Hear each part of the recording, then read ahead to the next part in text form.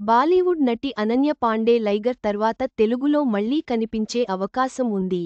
అఖిల్ నటించే లెనిన్ సినిమాలో స్పెషల్ సాంగ్లో ఆమెను తీసుకునేందుకు మేకర్స్ ప్రయత్నిస్తున్నట్లు వార్తలు వస్తున్నాయి.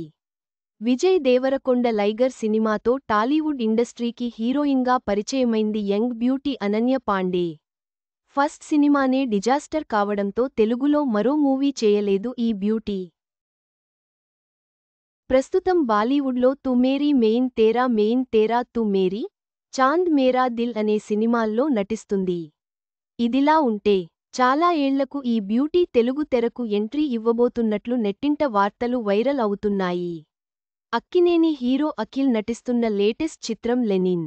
మురళీ కిశోర్ అబ్బూరు దర్శకత్వం వహిస్తున్న ఈ మూవీని అన్నపూర్ణ స్టూడియోస్, సితార ఎంటర్టైన్మెంట్స్ సంయుక్తంగా నిర్మిస్తున్నాయి. ఇందులో నిఖిల్ సరసన యంగ్ బ్యూటీ శ్రీలీల హీరోయిన్గా నటిస్తుంది. అఖిల్ ఇండస్ట్రీకి వచ్చిన తర్వాత హిట్ పడకపోవడంతో, అఖిల్తో పాటు అక్కినేని ఫ్యాన్స్ కూడా ఈ సినిమాపై భారీ అంచనాలు పెట్టుకున్నారు.